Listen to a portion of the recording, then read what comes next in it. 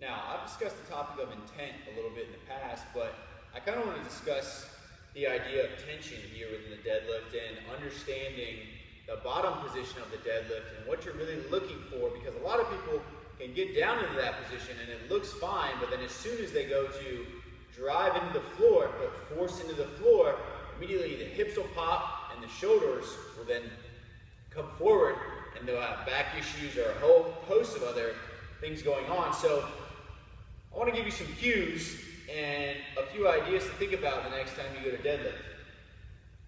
So once you're set up, whether it be sumo or conventional, I'll just use conventional for this demonstration now.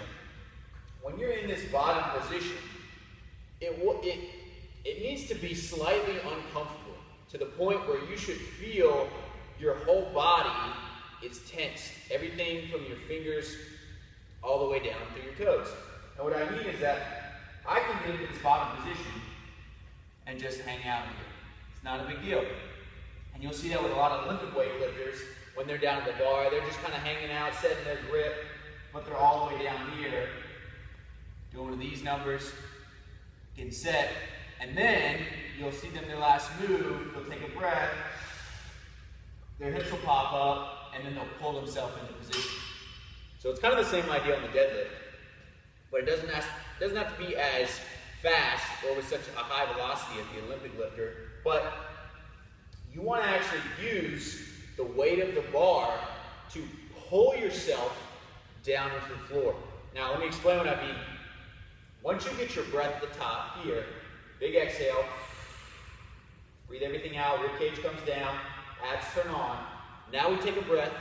This hand and this hand are both going to expand, so we get good apical expansion. Now, I hinge down the bar and I set my grip.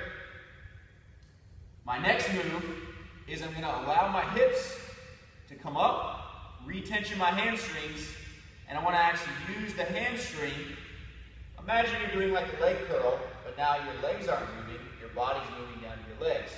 So imagine you're doing a leg curl while simultaneously pulling up on the bar to pull yourself down.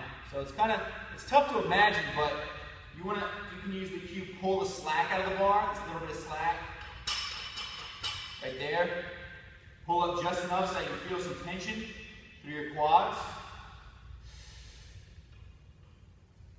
And here, if you're in this position, it should be tension everywhere. You'll see a little bit of shaking as everything is firing. So when you're in that bottom position, if you're feeling like your hamstrings and your quads are contracting, feeling a little bit of tension through your glutes, that's good. If you're feeling it mainly through your low back, then you know that you're probably arched and overextended. You're trying to be too upright. You're trying to look straight ahead. So that's kind of the other thing that I discussed in my neck packing video, understanding that. That'll help with that a little bit. So if you're feeling it in your low back, a couple little tweaks, but the other thing is to remember that your grip on the bar is going to influence the shoulder. So there's this phenomenon in the body known as irradiation.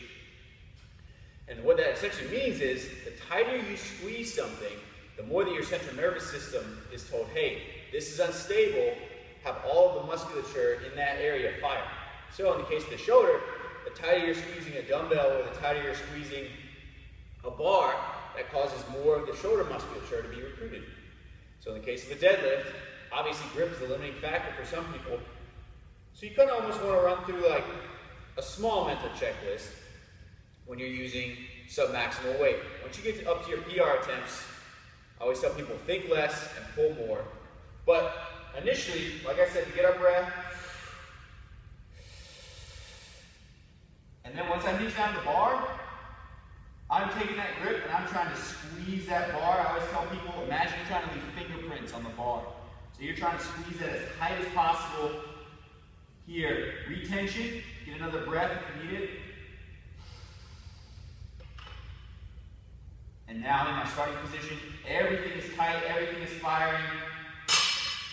That's what the bottom of your deadlift position should be like. It shouldn't be lax, it shouldn't be relaxed. It should be tight, everything should be firing, and you should feel like a spring.